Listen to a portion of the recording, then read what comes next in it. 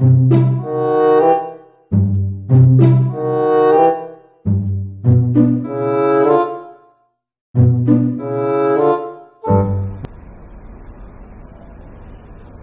தேர்வுகளுக்கான இன்றைய முக்கிய நிகழ்வுகளை பார்க்கலாம்.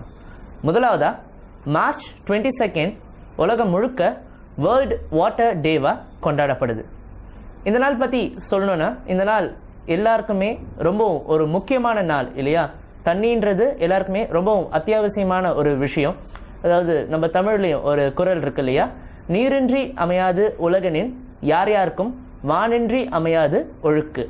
அதாவது தண்ணின்ற அந்த ஒரு விஷயம் இல்லைன்னா உலகத்தில் எவ்வளோ பெரிய ஆளாக இருந்தாலும் சரி பிரச்சனை தான் இல்லையா?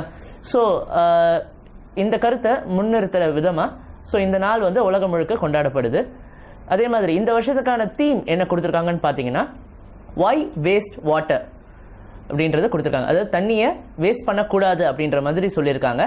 ஸோ இந்த நாளை யூஎன் வாட்டர் அப்படின்ற அமைப்பு இந்த நாளை ஆர்கனைஸ் பண்ணியிருக்காங்க. அடுத்ததா, அசாமில் இருக்கிற மஜூலின்ற இந்த டிஸ்ட்ரிக்டை இந்தியாஸ் ஃபர்ஸ்ட் கார்பன் நியூட்ரல் டிஸ்ட்ரிக்டாக உருவாக்க போகிறதா அறிவிச்சிருக்காங்க.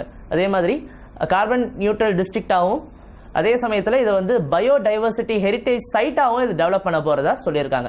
இதை அசாமினுடைய சிஎம் சர்பானந்தா சோனோவால் இதை அனௌன்ஸ் பண்ணியிருக்காரு. ஸோ இந்த ஒரு டெவலப்மெண்ட்காக ஒரு இனிஷியேட்டிவ் ஒன்று லான்ச் பண்ணியிருக்காங்க. அதாவது அந்த இனிஷியேட்டிவ் பேர் என்னன்னு பார்த்தீங்கன்னா, sustainable action for climate resilient development. அதாவது அங்கே இருக்கிற அந்த மஜூலி டிஸ்ட்ரிக்டில் வரப்போகிற அந்த இன்ஃப்ராஸ்ட்ரக்சர்ஸ் அந்த கார்பனை கம்மியாக எமிட் பண்ணக்கூடிய விதத்தில் இருக்கும் அப்படின்ற மாதிரி சொல்லப்பட்டிருக்கு. ஸோ இந்த இனிஷியேட்டிவ் லான்ச் பண்ணியிருக்காங்க. அதே மாதிரி இந்த மஜூலி இந்த டிஸ்ட்ரிக்ட் பற்றி சொல்லணும்னா, இது இந்தியாவுடைய ஃபர்ஸ்ட் ஒரு ரிவர் ஐலாண்ட் அப்படின்ட்டு சொல்லலாம்.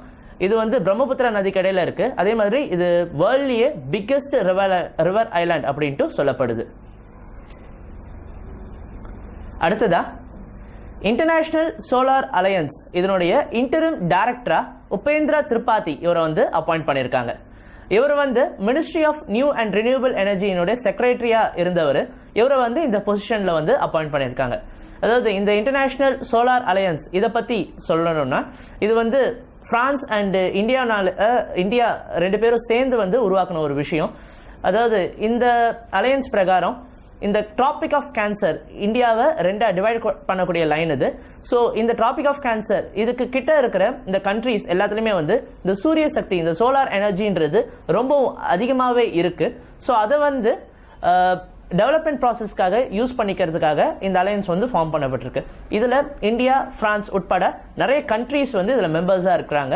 ஸோ இந்த அலையன்ஸினுடைய இன்டரிம் டைரக்டரா உபேந்திரா திரிபாதி அப்பாயிண்ட் பண்ணப்பட்டிருக்காரு. அடுத்ததா, securities and exchange board of India அதனுடைய நியூ ஹோல் டைம் மெம்பரா மாதாபி பூரி புச் இவங்களை அப்பாயிண்ட் பண்ணியிருக்காங்க. இவங்களை பற்றி சொல்லணும்னா, இவங்க அகோரா அட்வைசரி பிரைவேட் லிமிடெட் அதோடைய இவங்க ஃபவுண்டராக இருக்கிறவங்க. அதே மாதிரி இவங்க நியூ டெவலப்மெண்ட் பேங்க், இது ஷாங்காயில் இருக்கிற பேங்க் இது. ஸோ இதுலேயும் இவங்க ஒர்க் பண்ணிட்டு இருக்காங்க. ஸோ இவங்களை செபியினுடைய நியூ ஹோல் டைம் மெம்பரா இப்போ அப்பாயிண்ட் பண்ணியிருக்காங்க.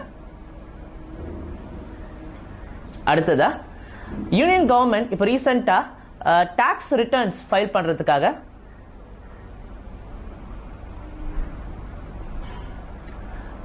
யூனியன் கவர்மெண்ட் இப்போ ரீசெண்டாக இன்கம் டேக்ஸ் ரிட்டர்ன்ஸ் ஃபைல் பண்ணுறவங்க, அதே மாதிரி பேன் கார்டுக்கு அப்ளை பண்ணுறவங்க, இவங்க ரெண்டு பேர்த்துக்குமே பார்த்தீங்கன்னா ஆதார் கார்டை மேண்டேட்ரின்ட்டு அனௌன்ஸ் பண்ணியிருக்காங்க.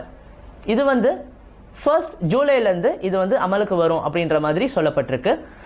அதே மாதிரி பார்த்தீங்கன்னா இந்த மாதிரி இந்த கேஷ் டிரான்சாக்ஷன் பண்ணுறவங்களுக்கு 3 லட்சம் வரைக்கும் பண்ணலாம் அப்படின்ற மாதிரி சொல்லியிருந்தாங்க.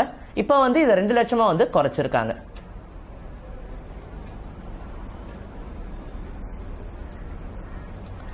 அடுத்ததா, நம்ம union ministry of housing and urban poverty alleviation இப்போ ரீசெண்டாக பாண்டிச்சேரி, தெலுங்கானா, அதே மாதிரி ஹிமாச்சல் பிரதேஷ் இந்த 3 ஸ்டேட்டுக்கும் 27,766 crores ஒதுக்கியிருக்காங்க.